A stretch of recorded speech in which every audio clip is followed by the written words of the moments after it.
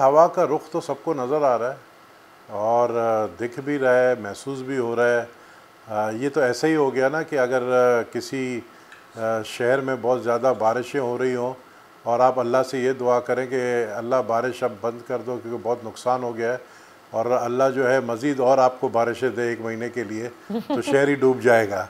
तो इसी तरीके से पीटीआई ने जो एक सीट मांगी नहीं, पीटीआई को दे दिया गया। ये मुझे तो बड़ा हैरत हुआ है, बल्कि पूरे कौम को बड़ा हैरत हुआ है कि मांगे बगैर इनको मिल गया। अब जब मांगे बगैर इनको मिल गया है तो फिर सबको हवा का रुख नज़र आ रहा है किस तरफ है। और मैं तो वाज़ेह एक बात कहूँगा कि मुझे तो डील ही नज़र आ रही है, क्योंकि पाकिस्तान की तारीख़ में हमेशा डील पे जो है सियासत होती है।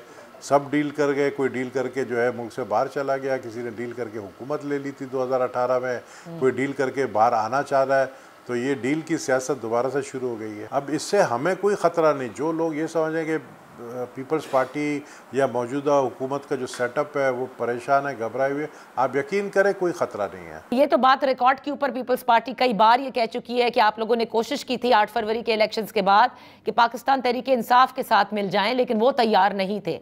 लेकिन फ्यूचर में जरदारी साहब ये गुर भी दिखा सकते हैं। देखिए, जरदारी साहब ही जो है ना, इन्होंने ही हुकूमत बनाने में नवाज़ शरीफ साहब की मदद की। जरदारी साहब की वजह से आज हुकूमत चल रही है। और मफामत का बादशाह अगर जरदारी साहब को कहते तो ऐसे ही नहीं कहते हैं। उनके पास तरफ के पत्ते पड़े हुए हैं, वो किसी भी वक्त जो है ना वो खेल सकते हैं उसके ऊपर। तो क्या आप पाकिस्तान मुस्लिम लीग नून को धोखा देंगे? मुस्लिम लीग नून को हम कभी धोखा नहीं देंगे, हम उनके साथ चलेंगे।